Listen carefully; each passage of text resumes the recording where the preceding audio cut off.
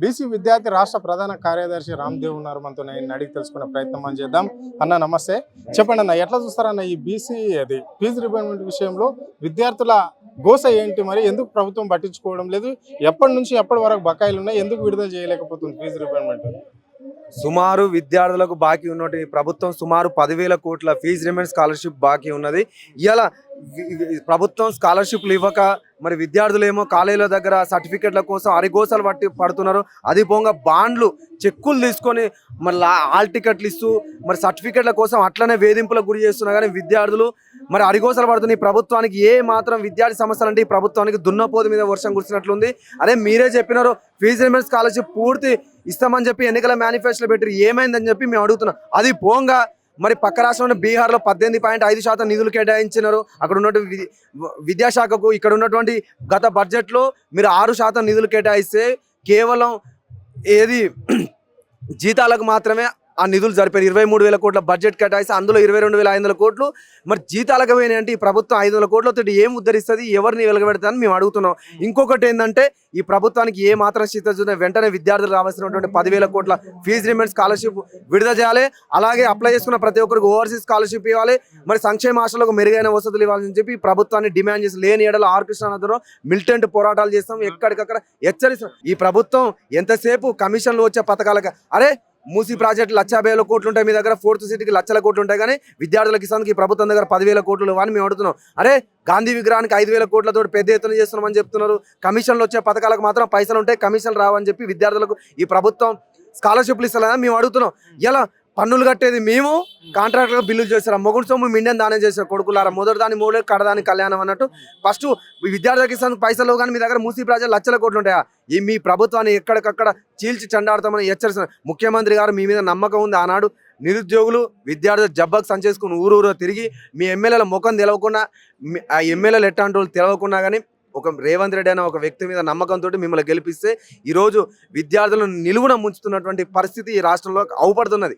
ఎందుకంటే ఈ ప్రభుత్వం పూర్తిగా ఆధిపత్యానికే మాత్రమే అవకాశం ఇస్తుంది తప్పితే నిరుద్యోగులకు కానీ విద్యార్థులకు కానీ ఏ మాత్రం ఈ ప్రభుత్వం అవకాశం ఇస్తలేదు. స్కాలర్షిప్లు చదువుకుందామంటే స్కాలర్షిప్లు ఇస్తలేదు, మరి రాజకీయంగా వద్దామంటే రిజర్వేషన్లు ఇస్తలేదు. అరే మీరు ట్రస్ట్ బ్యాంక్ అని స్కాలర్షిప్లకు ట్రస్ట్ బ్యాంక్ అని పెడదాం అనుకో, మీ జీతాలకు పెట్టుకోరు కొడుకులారా, మీకు పెట్టుకోండి. అంతేగాని ట్రస్ట్ బ్యాంక్ పెట్టి మరి స్కాలర్షిప్ అనే పథకాన్ని వ్యత్యాసం ఊకునే ప్రసక్తి లేదు. ఎందుకంటే ఆనాడు ఆర్ కృష్ణ మరి అమర్ నిరాహార దీక్ష చేసి 5 రోజులు అమర్ నిరాహార దీక్ష అప్పుడు ఉన్నటువంటి రాజశేఖర రెడ్డి ప్రభుత్వాన్ని ఒప్పించి గొప్ప పథకం పెట్టించి తోపుడు బండి పిల్లడు కావచ్చు, మరి ఒక బండ కొట్టేటటువంటి వ్యక్తి కావచ్చు, గొర్రెల కాసేటువంటి ఒక కాపరి పిల్లవాడికి ఇట్లా ప్రతి ఒక్కరు చదువుకునే అవకాశం కల్పించిందంటే స్కాలర్షిప్ ఫీజు రిమెంట్స్. ఆ పథకాన్ని మీరు టచ్ చేసినా ఏం చేసినా ఊకునే ప్రసక్తి లేదు. ఎక్కడికక్కడ మిలిటెంట్ పోరాటాలు చేసి మిమ్మల్ని ఉరికించుకొట్టే రోజులు వస్తాయని చెప్పి హెచ్చరిస్తుంది. ఎందుకంటే నిరుద్యోగులు ఆనాడు విద్యార్థులే గత కాంగ్రెస్లో తెలంగాణ ఉద్యమంలో మిమ్మల్ని ఉరికించుకొట్టారు. మళ్ళీ అది రిపీట్ అయ్యేటువంటి పరిస్థితి ఉన్నది.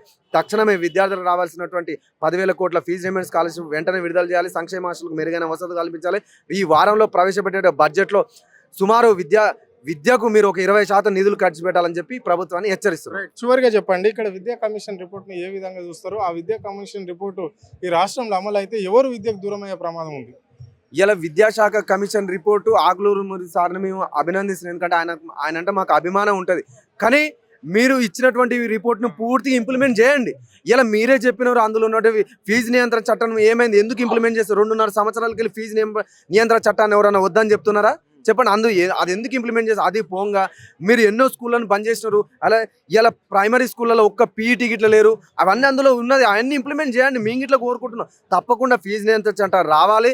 ఇంకోటి ఏంటంటే గవర్నమెంట్ ఏదైతే బళ్ళు ఉన్నాయో ఎప్పుడు 60 ఏళ్ల కింద 70 ఏళ్ల కింద నిర్మించినటువంటి బిల్డింగ్లు శిథిలా వ్యవస్థకు చేరిపోయినాయి. మరి ఎంతోమంది చనిపోతున్నారు. మన భువనగిరిలో మరి బిల్డింగు శిథిలా వ్యవస్థ కూలి స్లాబ్ పైచెప్పులు కూలి విద్యార్థి చనిపోయిన దాఖలాలు ఎన్నో ఉన్నాయి. ఇలా గురుకులాలకు సొంత భవనాలు లేవు. ఎంతోమంది విద్యార్థులు చనిపోతున్నారు. ఇలా నెలకు 5-10 విద్యార్థుల మంది గురుకులాలలో చనిపోతున్నా కానీ దాని మీద ఒక రివ్యూ పెట్టింది లేదు, ఏనాడు పట్టించుకుంది లేదు. అది పోంగా గురుకులాలకు సొంత భవనాలు నిర్మించింది లేదు. అరే ఇంటిగ్రేటెడ్ స్కూల్ కట్టు మేము వద్దంటారు. ఒక్క స్కూల్ 20,000 కోట్లు ఇంటిగ్రేటెడ్ స్కూల్కు మీరు కేటాయించమని చెప్తే 20,000 స్కూళ్ళు ఇంటిగ్రేటెడ్ కేటాయిస్తే ఒక్కటన్నా ఒక విద్యార్థికి ఇట్లా చదువుకోవట్లేదంటే మీరు ఎంతసేపు కమిషన్లు వచ్చే పథకాలకు మాత్రమే ఇంప్లిమెంట్ చేద్దాం అనుకుంటున్నారు తప్పితే శంకుస్థాపన చినాబండలకు మీరు 100 రోజుల్లో మేము విద్యార్థి సమస్యలు అన్ని 100 రోజులు ఇందిరాగాంధీ రాజీవ్ గాంధీ విగ్రహాలు వచ్చిన తప్పితే జనాలకు ఒరిగి ఒరిగింది ఏం లేదు, శూన్యం. ఈ శూన్యమైన వ్యవస్థ కాంగ్రెస్ అంటేనే ఒక దౌర్భాగ్యమైనటువంటి కమిషన్ల ఈ ప్రభుత్వాన్ని చీల్చి చెండాడుతాం. తప్పకుండా విద్యార్థులకు రావాల్సినటువంటి ప్రతి ఒక్కటి ఇంప్లిమెంట్ చేయాలి. మీరు విద్యాశాఖ మంది నియమించండి. మీరు ఏదైతే అన్నారో విద్యాశాఖ కమిషన్ రిపోర్ట్ని ఇంప్లిమెంట్ చేయండి. మేము దానికి అగ్రీనే. మీరే పెట్టినారు. దాంట్లో ఉన్నటువంటి ఏదైతే ఉన్నదో సొంత భవనాలు కట్టించండి, ఫీజు నియంత్రణ చేయండి. అది పోగా ప్రైవేట్ స్కూళ్ళల్లో 25% నిధులు పేద వర్గాలకు వచ్చే విధంగా చేయండి. ఎందుకంటే ప్రైవేట్ స్కూల్ అన్ని దొంగలే. ఎమ్మెల్యే ఎంపీ ఈ కాంగ్రెస్ మంత్రులే, అన్ని కాంగ్రెస్ మంత్రులు ఎమ్మెల్యేలే. వాళ్ళే కాబట్టి ఎందుకు 20% ఇంప్లిమెంట్ చేస్తారు. కాబట్టి మీరు విద్యాశాఖ కమిషన్లో ఏమేమి ఉన్నాయో అవన్నీ రిపోర్ట్ని ఇంప్లిమెంట్ చేయమని మేము అడుగుతున్నాం. లేకుంటే పెద్ద ఎత్తున మిలిటెంట్ వస్తుంది. ఒకానొక దశలో విద్యార్థి పోరాటాలకు ఎక్కడ పోలీస్ శక్తి కాదు ఏది ఆపుకో. ఎందుకంటే బంగ్లాదేశ్, శ్రీలంక, మరి నేపాల్ లాంటి చూసిన ఎప్పుడైనా వ్యవస్థను చీల్చి చెండాది ఒక విద్యార్థి వ్యవస్థ. ఆ విద్యార్థి లోకం ఎప్పుడైతే కన్నెర చేసిన తప్పకుండా మిలిటెంట్ పోరాటాలు వస్తాయని చెప్పి ప్రభుత్వాన్ని హెచ్చరిస్తారు. ఈ అసెంబ్లీలో కానీ మీ బడ్జెట్ సెక్షన్లో మీ ఫీజు రిమెంబర్మెంట్ పెట్టకపోతే ఈ ప్రభుత్వం పైన మీద ఏ విధంగా ఉంటుంది, మీరు ఏ విధంగా కార్యాచరణ ముందుకు తీసుకుపోతున్నారు, విద్యార్థి నాయకుడిగా చెప్పండి. ఈ బడ్జెట్ సెక్షన్లో విద్యా రంగానికి నిధులు 20% నిధులు కేటాయించకపోతే తప్పకుండా ఆర్ కృష్ణ ఆధ్వర్యంలో మిలిటెంట్ ఉద్యమాలు ఉంటాయి, అంచెలంచె ఉద్యమాలు ఉంటాయి. కాంగ్రెస్ పార్టీ ఎమ్మెల్యేలు, ఎంపీలని, మంత్రుల్ని ఎక్కడ తిరగనిచ్చే ప్రసక్తి లేదు. ఎందుకంటే 2.5 సంవత్సరాలు, మొదటి సంవత్సరం చెప్పినారు ఇబ్బందిగా ఉందని చెప్పినారు. 2.5 సంవత్సరాలు గడిచిన తర్వాత కానీ మీరు ఆటలు ఆడితే పాటలు పాడుతుంటే నడవదు. ఇలా ఎంతో మంది విద్యార్థులు విద్యకు దూరమై బర్రెలు గొర్రెలు కాసుకునేటువంటి పరిస్థితి ఉన్నది. అది పోగా సర్టిఫికెట్లు ఇవ్వక కాలేజ్ దగ్గర అరిగోసలు పడుతున్నారు. ఇలా డిగ్రీ అయిపోయిన తర్వాత బీఈడీ చేద్దామన్నా కానీ పీజీ చేద్దామన్నా సర్టిఫికెట్లు ఇవ్వక మరి మధ్యంతరంలో ఆగిపోతున్నారు. ఇలా సుమారు ఒక డిగ్రీకి ఒక కోర్సుకు సుమారు 20 వేల రూపాయలు, బీఎస్సీ సంబంధించి, బీకామ్ సంబంధించి ఒక 25 వేల ఫీజు రిమెంబర్స్మెంట్ వస్తుంది. అలాగే 5,000 స్కాలర్షిప్. ఎప్పుడో గత 20 ఏళ్ళ కింద, గత 50 ఏళ్ళ కింద 5,000 ఇచ్చినారు. ఇప్పుడు ఇట్లా 5,000 ఇస్తున్నారు. అంటే ఈ దద్దమ్మ కొడుకులు వీళ్ళు. ఇలా గతంలో 5,000 ఇస్తే గత 30 ఏళ్ళ కింద ఎకరం భూమి వచ్చేది. ఇలా 5,000 తోటి ఒకరోజు పూట గడవని పరిస్థితి. అయినా కానీ ఈ ప్రభుత్వం దగ్గర 5,000 అంటే ఇలా సచ్చేటటువంటి ముసలిళ్ళకు సంవత్సరానికి సుమారుగా మీరు ఒక 25-30 వేలు ఇస్తున్నారు. కానీ ఇలా భవిష్యత్తు ఉన్న పిల్లలకు, నేటి బాలలే రేపటి పౌరులు ఉన్నటువంటి ఇంగిత జ్ఞానం మర్చి 5,000 రూపాయలు ఇస్తానికి ప్రభుత్వం దగ్గర పైసలు అని మేము అడుగుతున్నాం. ఈ యొక్క బిచ్చవ్ రాష్ట్రాన్ని చేసింది బీహార్ కన్నా బిచ్చవ్ రాష్ట్రం. బీహార్లో 18% నిధులు కేటాయించి అక్కడ ఉన్నటువంటి విద్యను అభివృద్ధి చేసిన ఈ దరిద్రులు ఏమో ఉన్నారా ఆ ధనిక రాష్ట్రాన్ని మొత్తం అప్పుల రాష్ట్రంగా చేసి కమిషన్లు దోచుకొని దాచుకుంటున్న కొడుకులు. ఈ కొడుకు తప్పకుండా మిలిటెంట్ పోరాటాలు వస్తాయి. రానున్నటువంటి బడ్జెట్ సెక్షన్లో తప్పకుండా మీరు 20% నిధులు కేటాయించకపోతే మిలిటెంట్ పోరాటాలు చేసి ప్రభుత్వాన్ని అట్టుడికి. ఇక మంత్రులారా మీరు ఉన్నది లేదు, న్యాయం లేదు. మిమ్మల్ని చూస్తే కూర్చున్న వాళ్ళు కాదు, ముండమోసిన వాళ్ళు. మీరు ఏడికి పోయి శంకుస్థాపన చేసిన ఎక్కడ? అరే మంత్రికి కోమటిరెడ్డి ఈ భువనగిరి పోతందుకు 5 లక్షలు ఖర్చు పెట్టి హెలికాప్టర్లో పోతారు ఆ కొడుకులారా. ఇప్పటికి ముఖ్యమంత్రి సుమారుగా ఒక 60-70 సార్లు పోయినప్పుడల్లా 4 కోట్లు 5 కోట్లు ఖర్చు పెట్టి పోతున్నారు. ఏం బీకనీకి పోతున్నారు? ఏం పొడుస్తున్నారు? మీరు ఆడేమైనా ఓడిచి వస్తున్నారా? పోనీ మీ వల్ల ఏమైనా ఒరిగిందా? మీరు ఒక ఉద్యోగం ఇచ్చిరా? మందికి బిడ్డని మన బిడ్డని ముందు దరిద్రులారా. అంతకుముందుకు గత ప్రభుత్వమే గ్రూప్ 1 వేసింది, గ్రూప్ 2 వేసింది. ఆ ఉద్యోగాలను రెగ్యులరైజ్ చేసి ఆ ఉద్యోగాలను కంటిన్యూషన్ చేసేది తప్ప మీరేమన్నా వేసిరా కొత్త ఉద్యోగాలు? ఏం లేదు.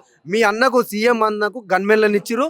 ఆ ఉద్యోగం క్రియేట్ చేసేది తప్ప మీ వల్ల ఒరిగింది ఏం లేదు. ఈ ప్రభుత్వం ఎంతసేపటికి అరే మీ మొన్న ఎన్నో సంఘటనలు జరుగుతున్నాయి. ఒక్క మంత్రి ఓడే గురుకులాలలో చనిపోతున్నారు పిల్లలు.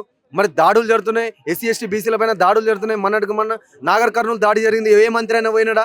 ఎవడైనా పోయినారా పరామర్శించిన? భువనగిరిలో భవ్యమైన అని చెప్పి 2 పిల్లలు చనిపోయినారు. అది పోగా మొన్న సంక్షేమ హాస్టల్కి వెళ్ళి ఒక విద్యార్థి చనిపోయినాడు. ఎవరైనా పట్టించుకున్నారా? శవాల మీద పేలాలేరు కదా ఈ దరిద్రులు. ఈ విద్యార్థులను ఎంతసేపు వాడుకుంటూ ఓట్లేసి యంత్రాలుగా చూస్తున్నారు తప్పితే రాజ్యాధికారాలను వాటాదారు చూస్తున్నారు.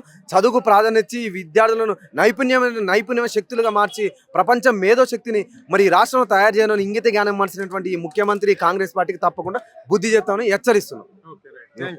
ఇది పరిస్థితి.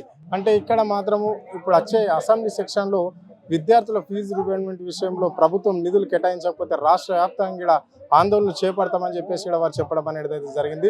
అంటే రేవంత్ రెడ్డి పరిపాలనలో ప్రజాస్వామ్యం నడుస్తలేదు, ఇక్కడ ప్రజాపాలన నడుస్తలేదు, రాక్షస రాజ్యం నడుస్తుంది అని చెప్పేసి ఇక్కడ ఆయన చెప్పడం అనేది జరిగింది. విద్యా కమిషన్ పేరుతో పేద విద్యార్థులను దూరం చేసే విధంగా ఇక్కడ కొనసాగిస్తున్నారు ఇక్కడ రేవంత్ రెడ్డి సర్కార్ అని చెప్పేసి ఇక్కడ ఆయన చెప్పడం అనేది జరిగింది. ఇప్పటి వరకు కూడా ఏ ఒక్క విద్యార్థికి కూడా ఫీజులు ఇచ్చిన పాపాన ఈ ప్రభుత్వం పోలేదు. కేవలం కమిషన్ల గురించే ఈ పార్టీ పనిచేస్తున్నది, వీళ్ళ మంత్రులు కూడా పనిచేస్తున్నారు అని చెప్పేసి ఇక్కడ ఆయన సూటిగా చెప్పడం జరిగింది. కెమెరా పర్సన్ కళ్యాణ్ తో అరుణ్, ఆద్య టీవీ, హైదరాబాద్.